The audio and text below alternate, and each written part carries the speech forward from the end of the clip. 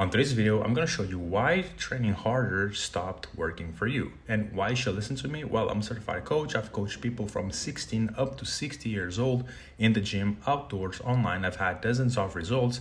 And me, I'm a competitive athlete, national champion, and I've achieved strength features with my weight and height that most men will never achieve in their whole lives. So for you, motivation is not a problem. You train consistently, you push yourself, you eat well, you care more than before about your physique, your health, and your strength. But something changed. Your progress started to become slower. You lost a bit of motivation, strength is inconsistent, and it started to stressing you out. Like, why I'm not making progress? Why I'm not getting bigger? Why I'm not losing the extra fat? You started asking these questions, and it's frustrating because, if you've been lifting for a long period of time, you've been through this. You've been through this stress of not making progress, feeling like you're not good enough, you don't have the genetics, and so on. And you thought, what should I do? And you said, okay, probably adding more volume, training more, having higher intensity. This could fix it, because when you started, if you went from 2 days or 3 days of training to 5 days of training and you started pushing harder, you would see faster progress. You'd be stronger. You would be more dense. You would feel more motivated. And you tried to do the same again. But the results didn't show up.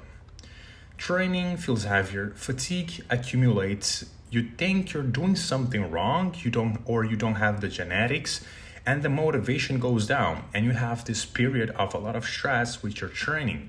And some people give up, and some keep there pushing and pushing and pushing. And this creates a lot of confusion for a lot of lifters, because training taught you that effort means progress. Life reinforces it, business reinforces it, but the body doesn't follow linear rules. The body does not work like that. The more you do, the more progress you'll have. If you studied more, you would probably do better at the test. If you put more hours in the gym, if you put more hours in the business, on your job, you probably would have greater returns. You would probably be paid more. But this, unfortunately, doesn't work with the body, because if it was like this, most people would be super strong. So what actually happened? Training stress increased, stress stayed high, recovery didn't increase, deficient inputs, diet and training, and bad systems.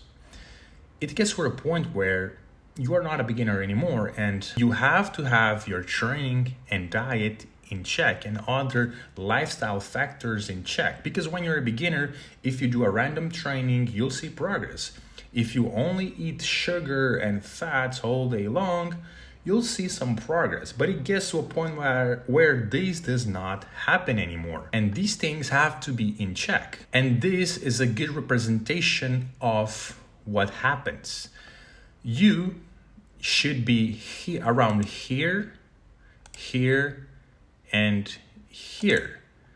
Here would be like the peak performance, which is like 10-20% of the time that you have this peak performance where you're stronger than ever before, your muscles are bigger than ever before, your motivation is higher than ever before, you're feeling better than ever before. If you are here in this place, everything will be good. Everything will fall in place, and you'll feel the best ever. You'll make progress for years to come. The problem is that most guys will start here, will go. They're motivated. They're seeing some progress. Their physique is changing. They're losing the extra fat. They're getting stronger. They get to this peak performance, and then they fall.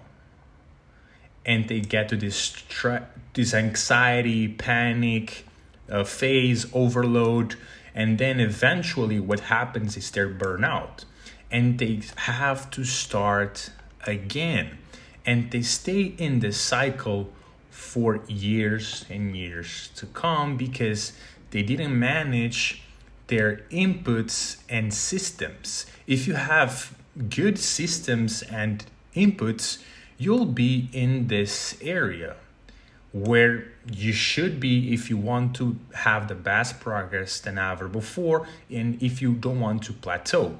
If you're a competitive athlete like me, there will be phases where you'll be in this area. And it's normal. If you're preparing for a competition, your body gets a lot of toll. You have to push your body basically to the limits. But if you're not a competitive athlete, you should never be in this range, or rarely in that range. Now, this wasn't a discipline problem. You can go to the gym, you can do everything. It was a problem of input, the diet, training, lifestyle, and mindset shift that you need. This that I was explaining just now is for you to change the way you think.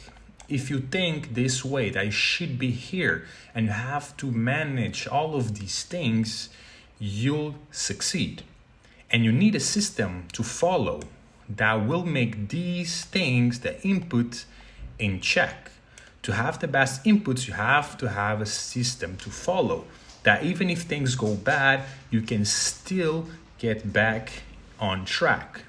This is why a lot of people fail also, because they don't have a system they can follow.